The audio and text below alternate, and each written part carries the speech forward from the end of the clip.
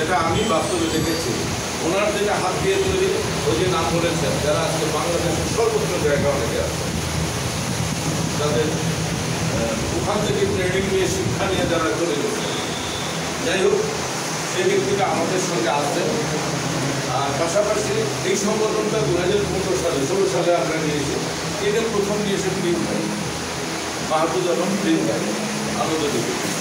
তুমি কিন্তু আমাকে একদিন আনন্দদ্বীপ প্রিন্ট করতে হচ্ছে, বড় ভাই বসিতে গেলাম কি বিভিন্ন ধরনের বিভিন্ন সংগঠন আমাদের খালি তো দুর্গা পূজা তৈরি আসেন একটা সংগঠন তৈরি, রেজিস্টার সংগঠন। আমি রেজিস্টার সংগঠন আমার সমগ্র বাংলাদেশে দেখছিলাম।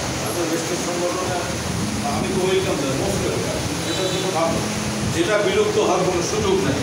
এটা আমরা মনে করি বাংলাদেশের যতগুলো, রংপুর প্রেস ক্লাব এটা রেজিস্টার্ড ক্লাব না, Rangpur reporters club registered club না, Rangpur reporters unit registered club না, আমরা রেজিস্টার্ড ক্লাব রেজিস্টার্ড ইউনিটি, যেটা রেজিস্টার্ড ক্লাব কিন্তু বিলুপ্তি হয়ে গেছে।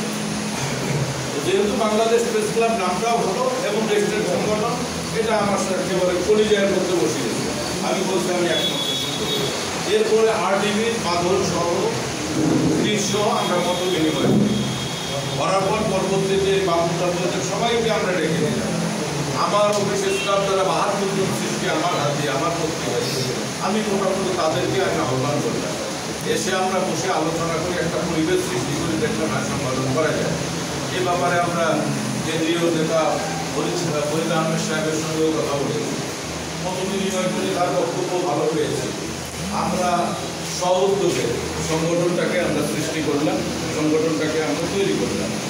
দীর্ঘদিন সংগঠন করার পরে বিভিন্ন জায়গায় এটা আমি বলতাম না, তারপরে বলে দেয় যে ত্রুটিগুলো আসলে মুক্ত হওয়া দরকার, যুক্ত করলে তো হবে না শুধু।